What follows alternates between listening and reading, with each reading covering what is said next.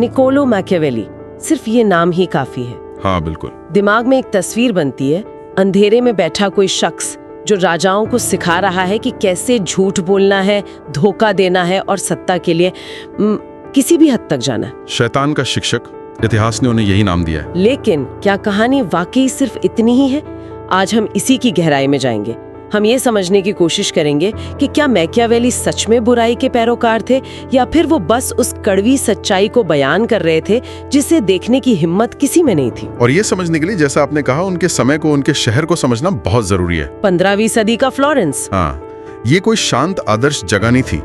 ये एक ऐसा शहर था जहाँ दौलत, कला, ज्ञान, इन सब के साथ साथ साजिशें, भ्रष्टाचार और राजनीतिक हत्याएं भी थीं। मतलब कहने को एक गणराज्य था, पर असल में नहीं। बिल्कुल नहीं। असल में मेडिची परिवार जैसे शक्तिशाली बैंकरों की मुट्ठी में था और इसी उथल-पुथल भरे माहौल ने निकोलो मैकियावेली के विचारों को गढ़ा।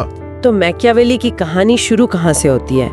उनका जन्म 1469 में हुआ, फ्लोरेंस के एक सम्मानित परिवार में।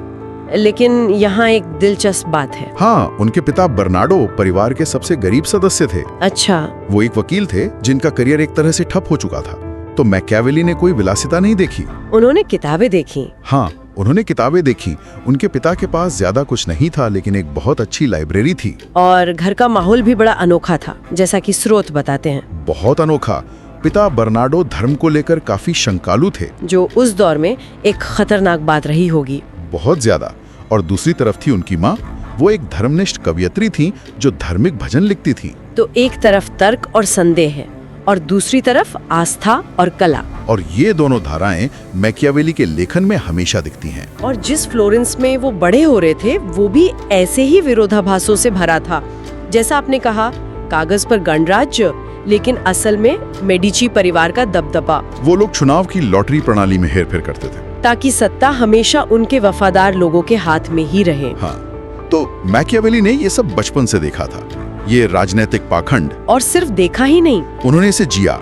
उन्होंने अपनी आंखों से देखा था कि कैसे मेडिची के खिलाफ साजिश करने वालों को सरकारी इमारत की खिड़कियों से उल्टा लटका दिया गया था, ताकि उनकी लाशें हफ्तों तक सड़ती रहे और शहर के लिए एक चेतावनी बने। हाँ, ये क्रूरता उनके लिए कोई किताबी कहानी नहीं थी, ये रोज की हकीकत थी। और फिर 1494 में अचानक सब कुछ बदल गया। मेडिची परिवार को फ्लोरेंस से निकाल दिया गया। और इस राजनीतिक भूचाल के बीच एक 28 साल का नौजवान निकोलो मैकियावेली अचानक सत्ता के गलियारों में पहुंच जाता है। ये कैसे हुआ, बिना किसी खास अनुभव के? ये उनके लिए भी एक आश्चर्य था।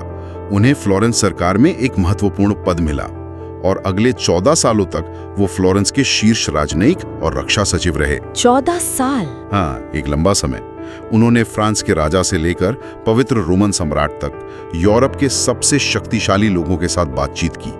उन्होंने युद्ध देखे, संधियां करवाईं और सत्ता को बहुत करीब से काम करते हुए देखा। तो उन्होंने सीखा कि अंतर्राष्ट्रीय राजनीति आदर्शों पर नहीं चलती। नहीं, वो नग्न स्वार्थ और ताकत पर चलती है।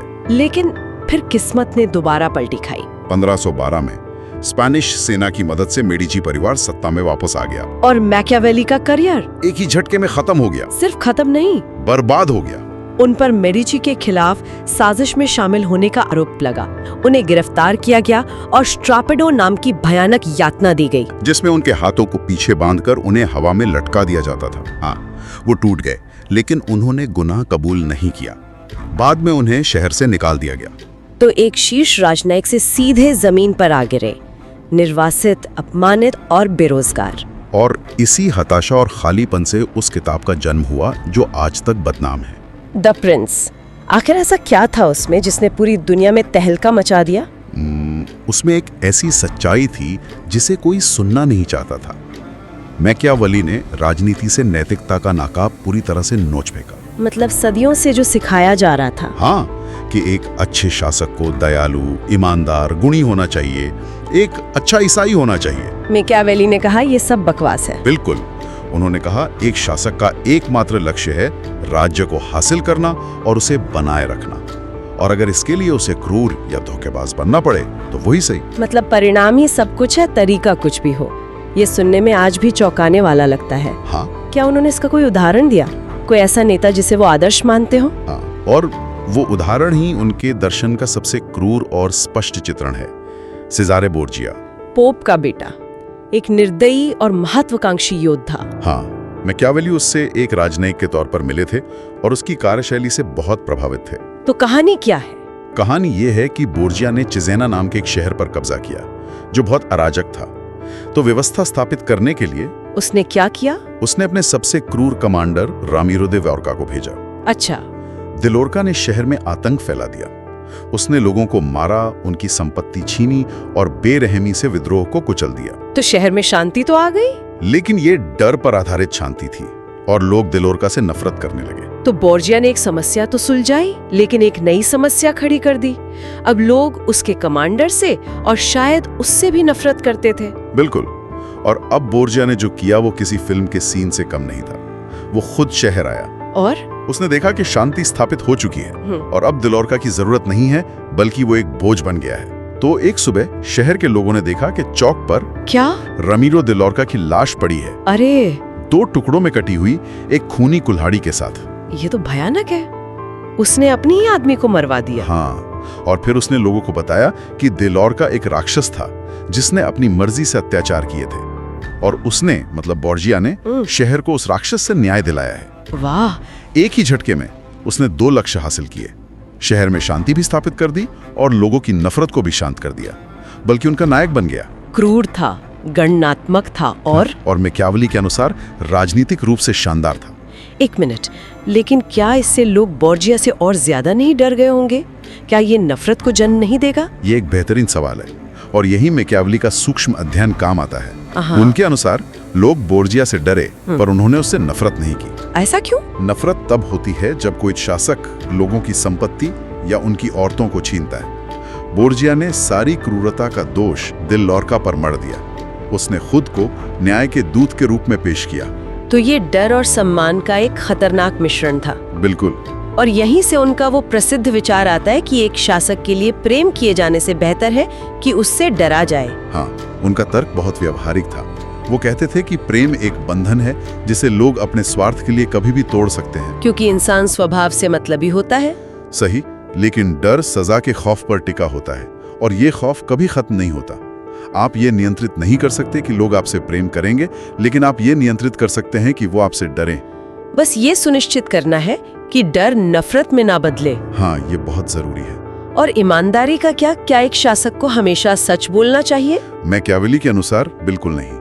वो कहते हैं कि एक शासक को लोमड़ी की तरह चालाक होना चाहिए ताकि वो जालों को पहचान सके, और जो सिर्फ लोमड़ी बनता है वो भेड़ियों का शिकार हो जाता है।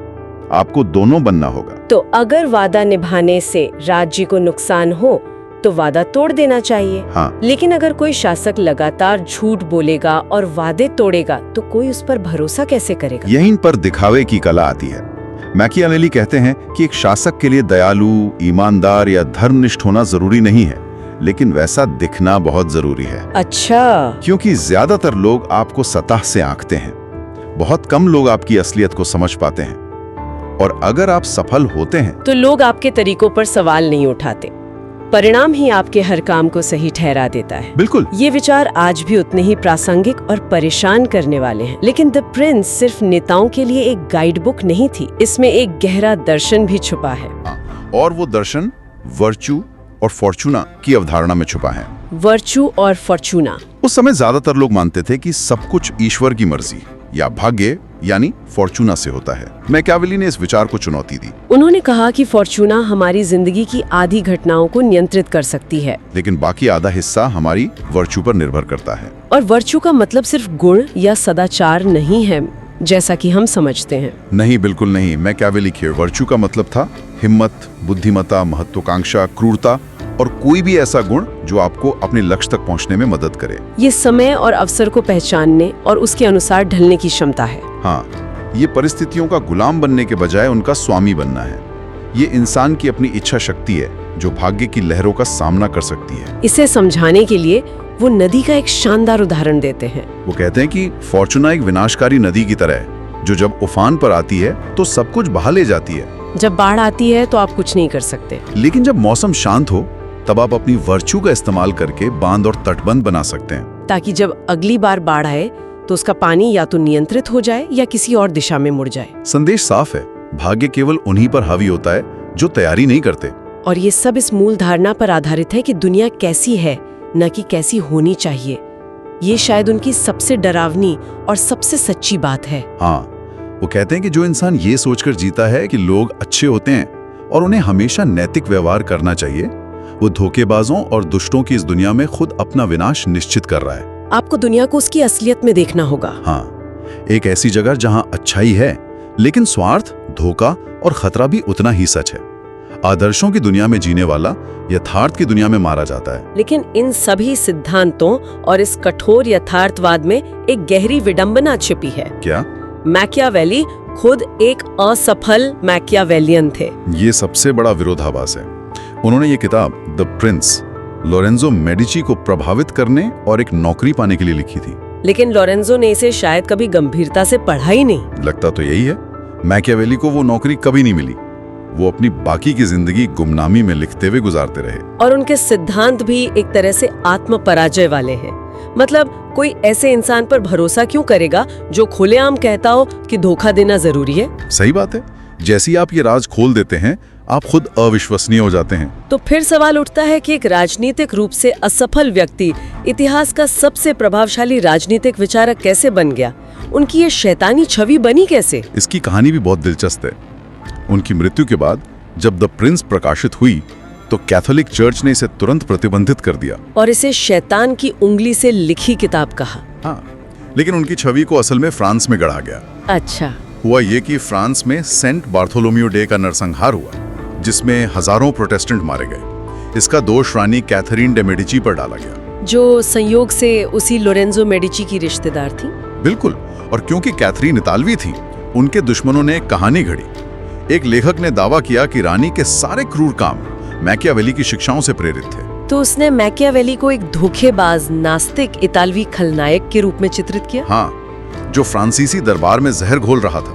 और ये छवि आग की तरह पूरे यूरोप में फैल गई।